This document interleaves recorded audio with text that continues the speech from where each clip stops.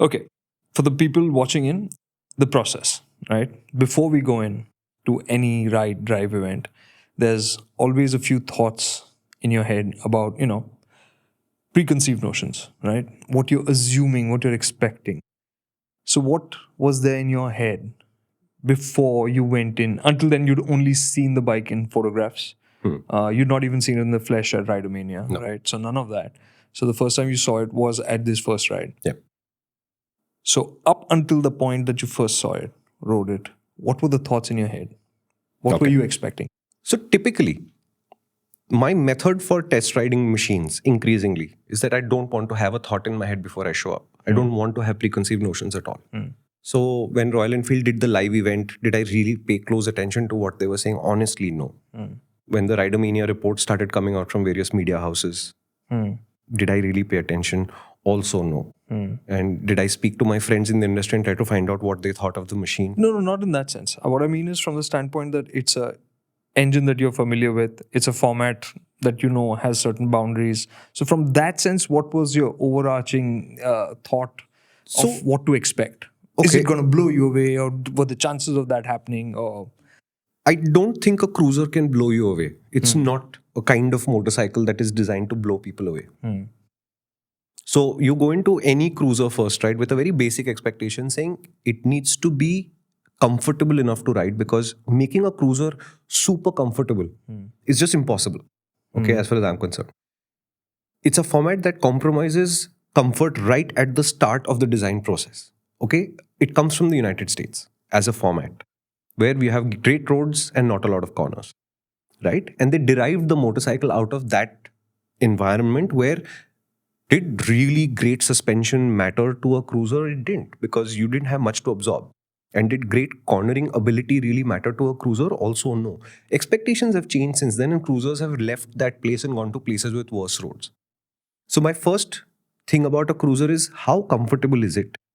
If it is comfortable enough for you to say, I'll be able to live with it, I think the job there is done. If you're expecting it to look like a sofa and therefore behave as comfortably as a sofa, you've just got your expectations wrong. Cruisers do not do that. They cannot do it. Street Naked could do it. ADV could do it. But cruiser, there's no way to do it. so this was not likely. Like, let's say if you're going in for the Himalayan 650 ride, the overarching sense of emotion or expectation would be much larger. Yeah, because think about the purpose of this motorcycle, right? And you're aware of this conversation. So this is more for your benefit than his, really, because he's already on the same page. But a motorcycle format determines what things it is able to do. So if you go to a sport bike launch and expect it to have great ride quality, you've got the wrong expectation. It needs to corner really well. And when you come out of the corner and get on the gas, it needs to give you good feelings. That's what a sport bike does. In that way, what does a cruiser actually do? It needs to look good at standstill and low speeds. Are people in India really looking at cruisers going by at low speeds? Honestly, I'm conflicted. I don't think there's a clear answer to that. But that's one of the things that they did. Is it stable in a straight line? Given how long that motorcycle is, it's almost impossible to break that. You will get a stable motorcycle.